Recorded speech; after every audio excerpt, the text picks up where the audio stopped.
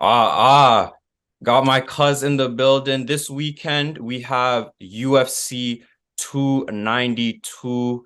It's gonna be crazy. The main event is what it's all about. We have Sugar Sean O'Malley against the Funk Master, Aljamain Sterling.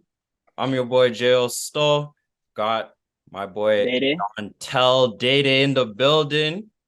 Yeah. Bro, nice to see you here, big UFC man. Yeah, it's nice to be here. It's one of my first times recording. It's my first time filming a fight breakdown like this, so I'm excited. Yeah, and I already know when it comes to predictions, I got the upper hand on you always, bro. Don't let me bring up some Yeah, fights. yeah, I yeah. always got You the have upper me. hand on you, but Yeah, you um have me right now. I have a feeling we're gonna agree on this one. We'll see. But Yeah. I just want to start off Sugar Sean. Does he even deserve a title fight? I rewatched that Peter Yan fight, and there's no way Sean O'Malley won that fight.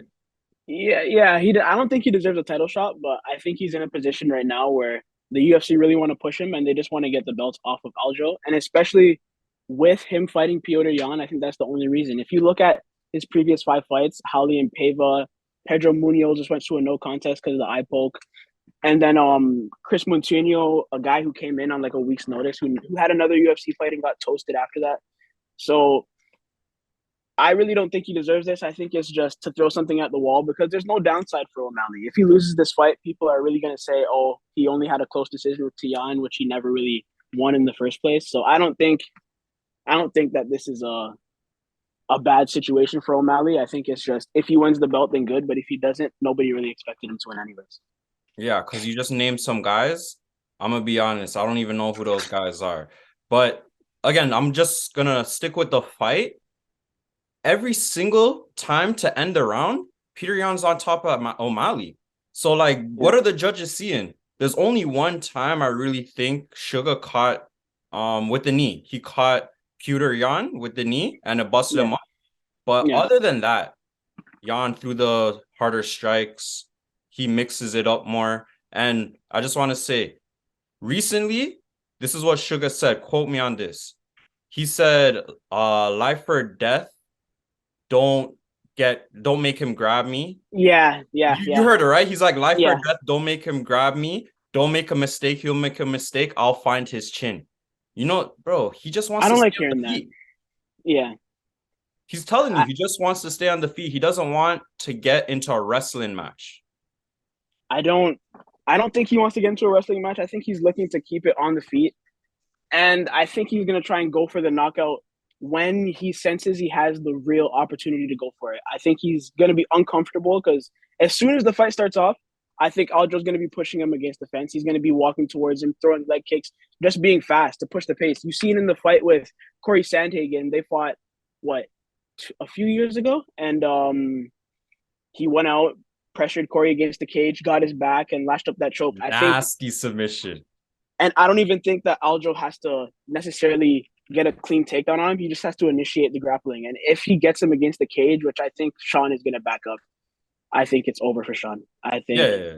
once Aljo gets him against the cage, gets his back, if he doesn't choke him out in the first round, I think he'll TKO him in the second or the third to make a statement because you've seen Aljo say Sean is the teacher's pet.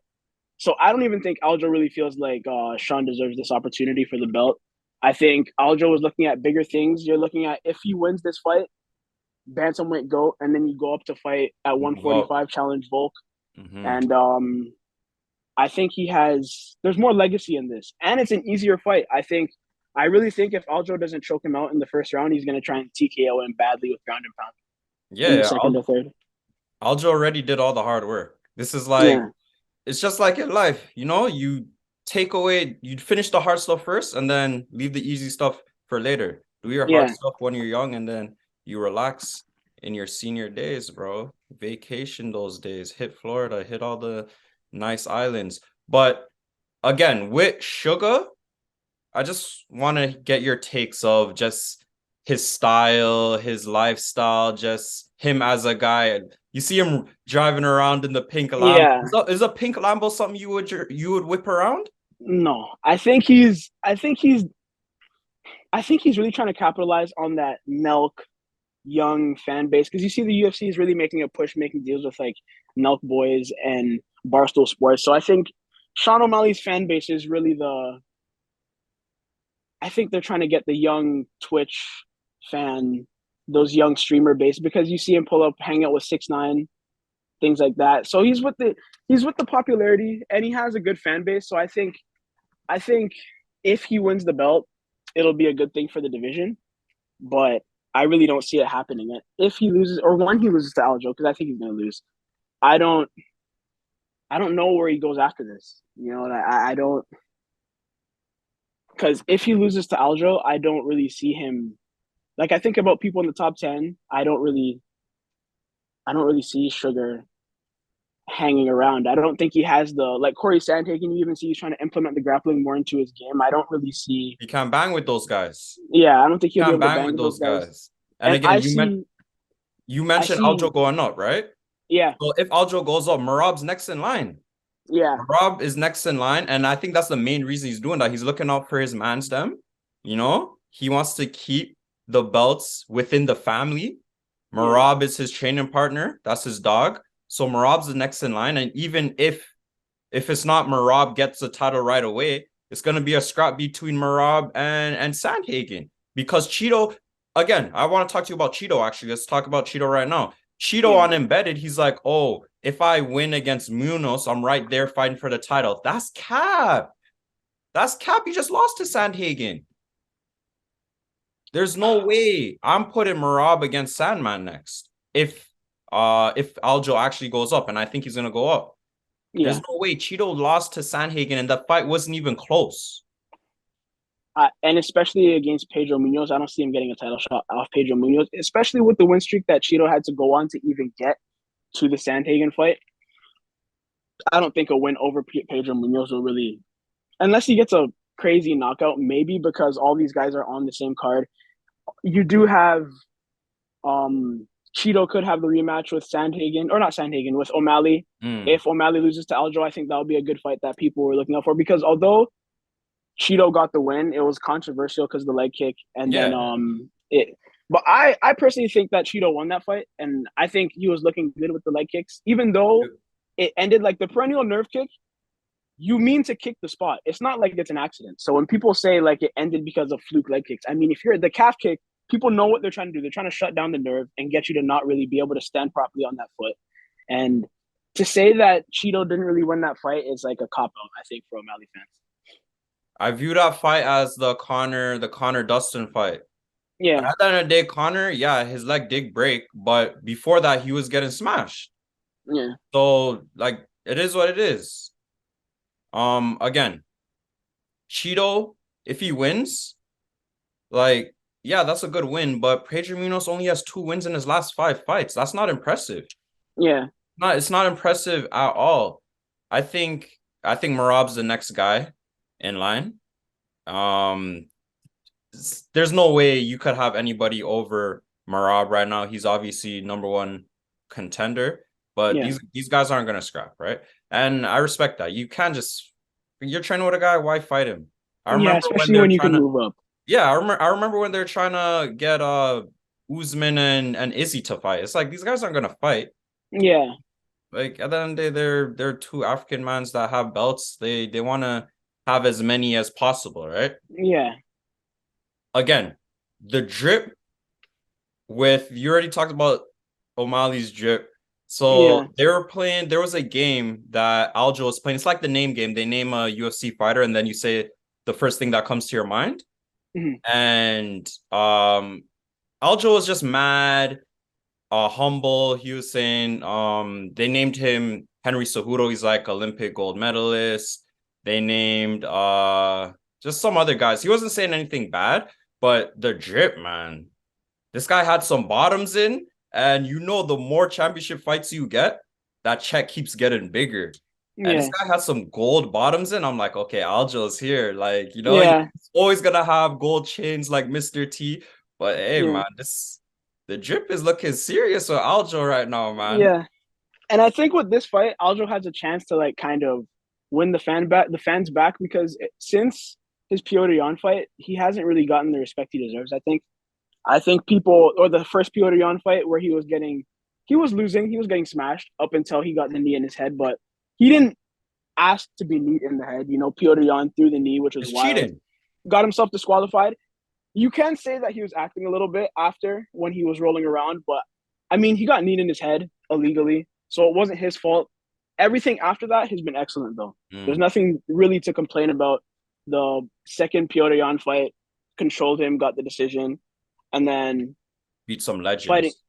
beating TJ Dillashaw. Although TJ had the shoulder injury, I mean, I didn't see that fight going much different, especially with what I seen from TJ Dillashaw in the Corey Sandhagen fight. He looked very flat, and I didn't think he was ever going to beat Aljo. And Nah. now with Aljo in the Henry Cejudo fight, I think that when you're in there grappling with people like Henry Cejudo, when you're doing training camps knowing you're going to wrestle Henry Cejudo, a training camp knowing you're going to wrestle Sean O'Malley has to be So a walk lot in the park. lighter mentally. Yeah, it's a lot lighter mentally, and I just think that this is going to be very routine for him, and it's going to be the opportunity for him to get a big finish in front of a lot of Sean O'Malley's fans. A lot of fans are going to see Aljo on the main stage. I think this is something he deserves, and I think he's finally going to get his respect back because before the Piotr Jan fight, Aljo is still a great fighter, had a long win streak, and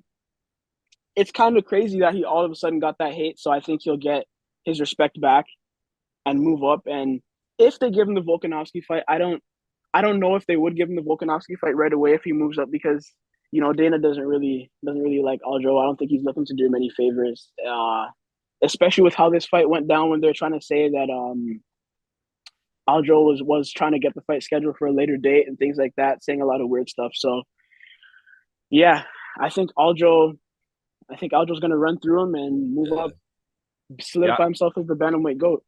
I don't know. I don't know if Dana hates him, but he definitely doesn't love him. Yeah. I'm pretty sure I seen him buy Aljo some. I don't know if it was a challenger, but he bought him like a green whip. I was like, ooh. I don't Mm-hmm. know if that's like obligations for champions, like Dana has to buy you something like a nice Yeah. toy. But Yeah. yeah, he definitely doesn't love. He definitely doesn't hate him, but he definitely doesn't love him. Yeah. Um, but yo, you drink? I don't know, but Aljo has some new Funk Harbor, man. He has some new rub. This guy's trying to step into all these different avenues. Yeah. See, that's that championship lifestyle. And bro, I was looking at the percentage. That's strong, bro. It's Is it like in Canada? 44. It's 44%. Is it in That's Canada yet? strong. I don't know. Obviously, it's not gonna be out here in Canada, but hey, Oh, I'm gonna be in Pittsburgh man. in a couple of weeks. I'll see if it's there. I might have to grab some. All if I I just take need all if I just take a picture with it. the even the Dustin Poirier sauce I need to try. All these fighters, I like to see them coming out with different things to branch off into fighting Yeah, or after fighting's done because it's sad seeing fighters when they're on like influencer boxing cards and like doing like Tyron Woodley going around chasing a KSI fight. Like it's that's sad sad. seeing things like that. Like I like seeing people start businesses, fighters start businesses, something to have after they're done fighting. Yeah. Yeah, man. But yeah, sticking with the name game. So Sean O'Malley also played in the name game, and then they named him off Cheeto, and he's like ugly. They named him off Marab, he's like uglier. Then they named him off Aljo, and he's like wrestler. I'm telling you, I can't harp on it enough. That is in his mind. He's very scared if this Yeah, fight goes to the ground. He knows Aljo's gonna wrestle him, and he has no answers for it. He's thinking about that way more than it shows. I'm telling it's you, man. with with it kind of reminds me a little bit of with Usman and Masvidal, where Masvidal is so caught up in the wrestling and thinking about the wrestling. He went to throw when Usman knocked him out. He went for the check hook when he's going for Mm-hmm. the takedown, and Usman faked it and just went right over and knocked him out. Mm-hmm. So when you're, especially since O'Malley is the type of striker that likes to plant his feet, and he's a kind of a power striker for the 135-pound division, I don't think he'll be able to plant. I think he's going to be doing a lot of movement, and I think he's going to try not to get caught in one place for the takedown. And I don't think he's going to be able to get his shots off right. I don't see him knocking Aljo out with one shot. I think when you see him fight guys like Pedro Munoz, it looks a lot different. Even though the fight ended with an eye poke, you see him against Piotr Jan. When you see him against the actual competition of the division, and it's not a Halian Paiva coming up from 125, it's not a Chris Moutinho on a week's notice, and it's not an Eddie Wineland with no chin. It's you're fighting like a real solid 135ers, top of the rank. I don't think that he's gonna be able to hang out with Aljo. No chance. The wrestling is gonna be too much, and second round TKO or first round submission. Yeah, I got submission also. I don't know. I could see second round submission, but I definitely got submission 100%. You're going first round, I'm going second round. We have this on the record. We see who's right. But yeah, man, there there's no way that Sugar's gonna be able to get away from this guy. Yeah, and Like then the go same goat way you've status, seen right? TJ. Yeah, go status 100%, and it's like it's kind of crazy how fast it happened.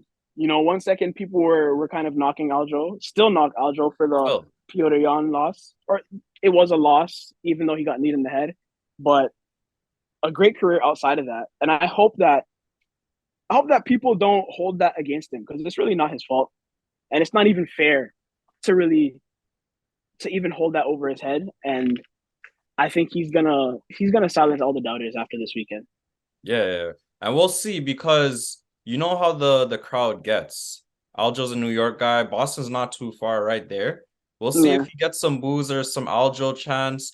We know Boston's known to not really be a pro mandem crowd, you know what I'm saying? yeah, So yeah, yeah. so so we'll see what happens. But nah, you gotta give respect where respect's due, man. This guy's beaten legends. This guy's been in UFC for how long? And yeah, man, he could basically wrestle with the best of them. So nah, I rate Aljo, man. It took me a while just because like his trash talking is mad cringy. It's not Yeah, elite, you know? yeah, His trash talk is not elite, but Sugar's trash talking is not elite also. yeah. It's not. So it is what it is, man. Hey, all right, I gotta ask you a question. I want you to rank top three personalities, baddies, personalities, reporters, analysts, any of the UFC, bro. Ring girls don't count. Ring girls don't count. Okay, what do you mean by this question? So you So want me? I'll give you mine. I'll give you mine, Okay, and you could go off me, or you could decline to even do any. So I'm gonna go my baddie number three. I'm gonna go at Laura Sanko. You know she does the analyst work. yeah, yeah, yeah, Yeah. She I think she even calls some fights too. Like not the yeah. big cards, because But she obviously recently that's started doing some fight yeah, nights. she's been doing some fight nights. The big cards are obviously for DC and Joe. But yeah, she's been doing some fight nights. She's not bad. She knows her combat sports. She's a baddie. She's a baddie. Baddie that I'm putting in the number two spot. She's kind of new on the scene. She's been holding it down. Nina Marie. Yeah, Nina Marie. Bro, I'm gonna be honest. She's mad funny. Obviously, she's a baddie, but there was a Instagram reel she put out, and like her man was like breaking up with her, and the caption was when your man wants space, and then she was like all mad sad, and then the next scene was her in like an astronaut costume, a astronaut suit. It was mad mhm, funny, like she was gonna go on a rocket or go on a spaceship. yeah, No, but she's a baddie. She be talking to all these guys. Her and Sean Strickland had like that yeah, that funny interview that went viral. yeah. You And seen her interview with Charles Oliveira where he's guessing the baby pictures? no, I didn't see that one. She has one, and he thought that they showed a picture of Conor McGregor as a kid, and he Yeah. says John Jones by accident, and it's funny. It's funny, but Nah, he has a funny interview with Charles. yeah, she's mad funny. Like she has good humor and obviously looks. But baddie number one I got is a legend, man. The OG, Megan O'Leary. She's been around for Yo, time. She's been around for time. She knows everybody's stories and everyone respects her, man. And she also does football too. Don't sleep. She does some sideline reporting for NFL. So this girl's versatile. I never seen that. Still, Yeah, this girl's versatile. Yeah. I usually, to be honest, um, like she has that like her hair's like kind of like just under her chin area. I'm usually like a long hair guy, but I'll take it with her. She's a Yeah. baddie. She's a baddie. Um, Um. are you gonna go? Yeah. Yeah. Okay. Number three. Hey. Number three. Hmm. So I can't throw any female fighters in there. You could throw female fighters in Okay. there, bro. Okay. If we're going, No ring okay. girls, bro. Okay. No ring girls. Okay. Number three. I'll say Megan O'Leary. She's up there. Number three? Okay. Yeah. Or actually, no. She's my number two. I'll say my number three. Okay, now you're talking, bro. Okay. Don't put her at three. What's that? Yeah. Okay. My number three. I would say Michelle Watterson, the karate hottie. Michelle Watterson's She's nice. she's she's a Michelle baddie, and Watterson's then nice. Yeah. yeah, and then number one, I think you have to go with Alexa Grasso. The Mexican. Yo, Yes, Alexa Grasso she's underrated, she's, bro. yeah, she's She's actually fire. She's fire. underrated. I even some I think Valentina Shevchenko is hot too, but some mans don't really agree. But I think Valentina Shevchenko could be up there. I mean, after getting submitted, you're back to Yeah, top five. Like you're at I five. yeah, I had to put her. I You had to might put be at Alexa top 10. Grasso above her because of that. Yeah. Alexa Grasso took her spot, choked her out for the Yeah, baddies number one choked her position. out, So, choked her out easily. which was crazy because ah, I can't believe that. I can't. It's weird when those fights that you just think is gonna go one way and then they sneak in a submission. Same thing with the Juliana Pena and Amanda Nunes, Yeah. which was crazy, man. Yeah. But Sticking with the girls. Like, are you cool with the retirement of Nunes, or do you think she should have kept going? Like, I feel like she didn't really have anything to prove. there's nothing left to prove, and I think when you hang around like that, you're just leaving room for what happened to her in the first fight with Pena, where Yeah. you lose randomly. Like I'm happy she avenged the loss and just retired because there's no point in even continuing. She could have realistically retired after knocking out Cyborg because after Mm. she knocked out Cyborg, I think that was after beating Ron. There was like Ronda Rousey and Chris Cyborg were like That's I feel different like level. yeah, they were like two names back in Yeah. the early days of MMA where it was like women's MMA where those were like that's the top of the top. So when she knocked out when Ronda Rousey lost to Holly Holm, it was like, oh damn. Then when Amanda Nunes knocks her out, then to knock out Chris Cyborg, because after Ronda Rousey lost and they made the 145-pound division for Chris Cyborg, I kind of thought that Chris Cyborg was in a class of like untouchable and no one's really gonna beat her. But when she got knocked out by Amanda Nunes, I think Amanda Nunes could have even retired off of that. So the Yeah. fact she went and she defended both belts, there was no reason for her to stay. Even Valentina Shevchenko is getting to that same stage where you're fighting all these contenders and there's becomes a time where you're sticking around and it's like, are you sticking around until you lose or what? Because now that she's lost to Alexa Grasso and even her fight before that, I think the gap is starting to lessen. Where even in the Ronda Rousey days where she was levels above and then the gap started to lessen. So yeah, I think Valentina Shevchenko. I think she should think about retirement if she avenges the loss against Alexa Grasso, Yeah. just like Amanda Nunes did. I hear that. And then the co-main. Lastly, you got Wei Lee taking this, or you got Limos taking this? I got Wei Lee taking this. I think Wei Lee is by far the most skilled women's fighter. Like it's the with how she looked in her Rose Namajunas fight when she got knocked out, I was devastated by that. But coming back and how she beat Joanna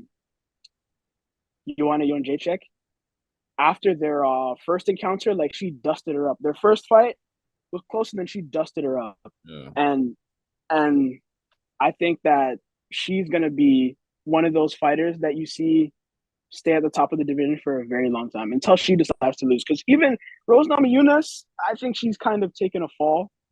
I think she's someone that has like she seems mentally out of it. Like it seems like she's in her head a lot. And I don't She's an think that overthinker. yeah, then I don't think she has the desire to really shine at the top of the division. I think Willie has more to prove, Yeah. I especially always, coming in this weekend. I think she has a lot more to prove, and I think she's gonna get.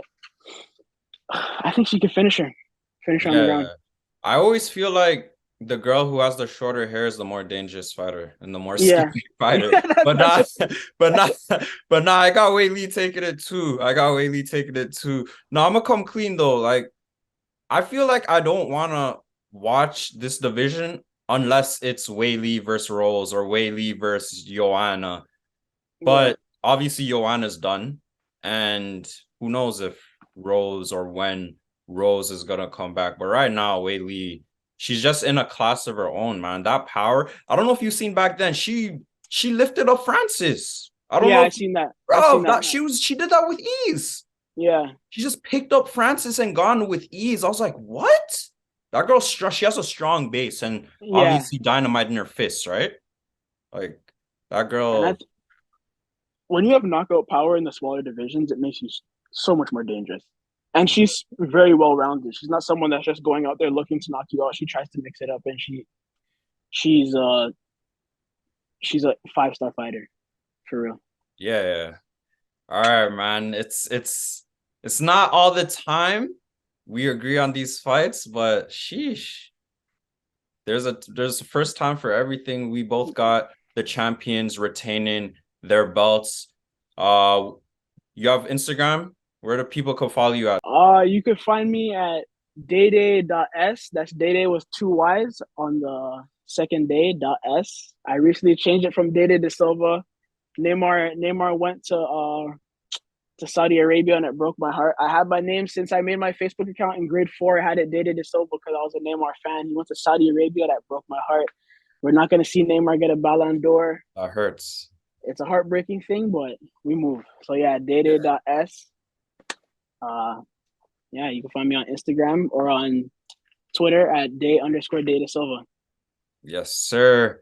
Appreciate you on. Thanks for having me. UFC 293 will get you back. Of course, of course, of course. All right, I'll you be already back know. and better. Yes, sir. All right. Jayo Sto, another episode. Let's see what happens this weekend. Big fights. Let's go. Let's go.